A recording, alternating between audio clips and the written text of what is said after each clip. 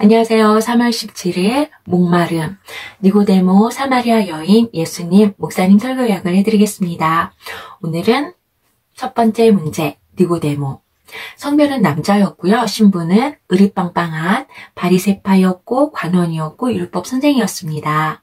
두 번째 이름의 뜻은 두 단어가 합쳐져서 만들어진 단어인데요.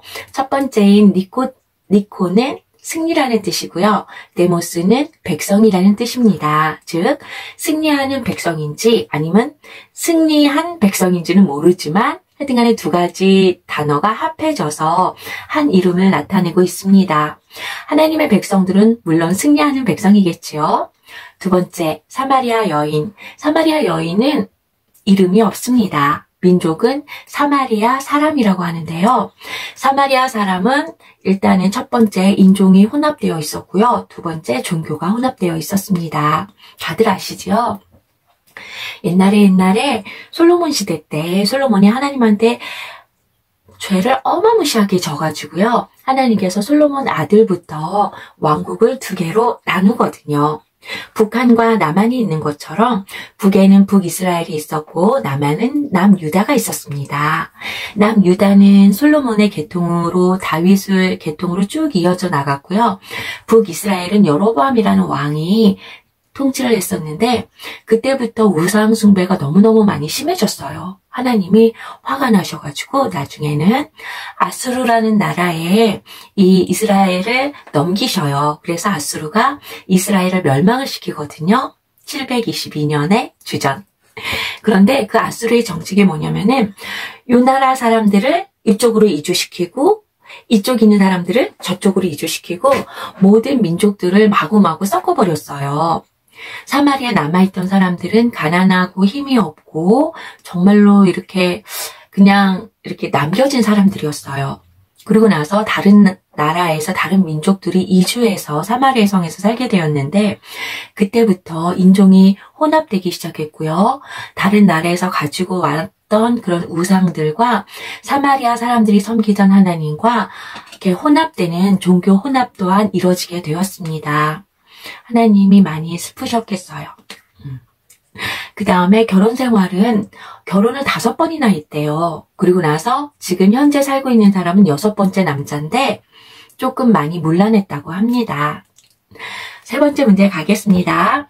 하나님이 살아계시다면 사회에 왜 이러한 악과 부조리가 있는가 하고 고민하는 사람들이 있다.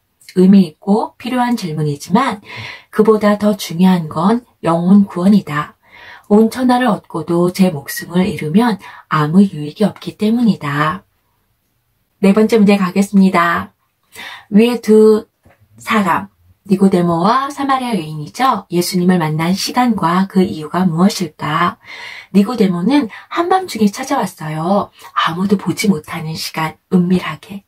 그 다음에 사마리아 여인은 성경에는 6시라고 되어 있는데 시계바늘을 반대로 뚝 보면은 12시예요. 즉 낮 12시 정오의 시간이었습니다. 중동 지방에서 낮 12시 정오는 아무도 돌아다니지 않고 낮잠을 자는 시간이래요. 그렇기 때문에 사마리아 여인이 모두 낮잠 자는 그 시간에 물동이를 가지고 물을 기르러 온 것은 아마도 아무도 보지 않기를 바라는 마음이었던 것 같아요. 둘 다 목말라서 예수님께 왔습니다. 예수님이 또한 찾아가셨고요. 5번째 문제 가겠습니다. 예수님을 만난 방법과 즉 과정의 차이는 무엇인가? 니고데모는 한밤중에 예수님을 본인이 찾아왔습니다. 사마리아 여인은 예수님께서 여인을 찾아가 주셨습니다. 6번째 문제 가겠습니다. 그럼에도 불구하고 이 두 사람의 공통점은 무엇인가? 이 두 사람의 공통점은 만족함이 없는 목마른 상태였습니다. 이 두 사람 모두 생수가 되시는 예수님이 필요한 사람들이었습니다. 오늘날에도 예수님이 필요한 사람들이 참 많습니다. 물론 우리도 날마다 필요합니다. 매 순간순간 주님과 동행하기를 원합니다. 7번째 문제 가겠습니다. 여인에게 예수님께서 내 남편을 불러오라고 하신 이유가 무엇인가? 그것은 여인이 벌써 6명의 남자들과 함께 살고 있는 거잖아요. 그것을 보았을 때 예수님께서는 여인에게 네가 원하는 목마름은 정욕으로 채워지지 않는다. 너는 나를 만나고 예수님을 만나야지만 그 목마름과 그 갈증이 해결할 수가 있다. 말씀해주고 계시는 것입니다. 8번째 문제 가겠습니다. 인간은 숭배자다. 그래서 하나님 아니면 우상을 숭배하게 되어 있다. 그러나 추구하는 것이 우리에게 우상이 되는 순간 그것은 우리를 제물로 삼고 파멸로 이끈다.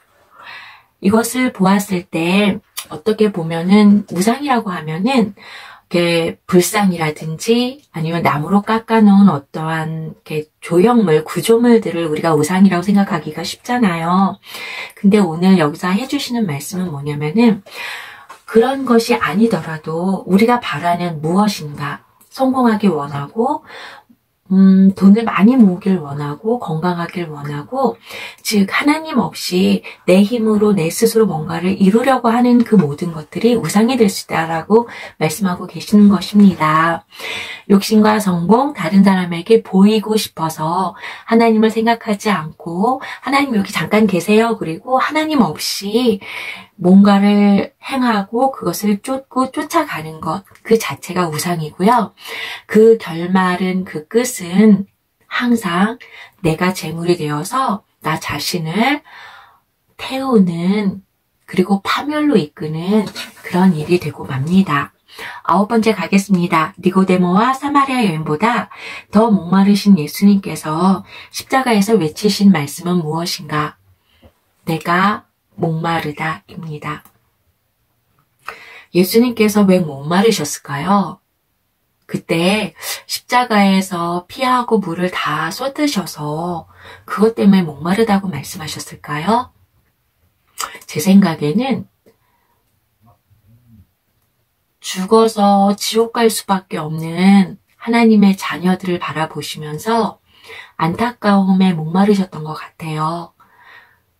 그 목마름 때문에 여러분과 내가 지금 하나님의 자녀가 되어 있고 예수님을 나의 사랑, 나의 주님이라고 부를 수 있는 것 같고요. 근데 지금도 역시 마찬가지로 예수님은 십자가에서 내가 목마르다라고 말씀하고 계실 것 같아요. 왜냐하면 아직도 너무나도 많은 사람들이 하나님이 원하지 않는 길로 가고 있고 예수님을 모르고 지옥과 천국을 모르고 그리고 멸망을 향해 달려가고 있으니까요. 오늘 사탄클럽이라는 것이 새로 생겼다라는 뉴스를 보았어요. 그러니까는 굿네이버 아니면은 기독교 단체에서 아이들 학교에 그런 클럽들이 들어가 있는데 그런 것처럼 사탄 클럽, 즉 사탄은 좋은 거야 라고 가르쳐주는 사탄 클럽이 만들어지고 있고 법으로 그것이 벌써 이렇게 통과가 되고 인정이 되어가는 분위기라고 하는 뉴스를 들었습니다. 그걸 바라보면서 정말로 영적으로 깨어 있어야 되고 우리가 아이들을 위해서 더 열심히 기도하고 하나님의 나라가 아이들한테 달려 있잖아요. 그러니까 예수님 오시기 전까지 우리가 해야 할 일은 다음 세대를 키우고 다음 세대를 위해서 끊임없이 기도하고 또한 우리 옆에 믿지 않는 분들에게 예수 그리스도가 우리의 구주이시고 나를 위해서 십자가에 달려 돌아가셨다라는 그런 진리의 복음을 삶에서 보여주고 행동으로 보여주고 말과 눈빛에서 보여주고 그런 멋있는 하나님의 백성이 되기를 소망해 봅니다.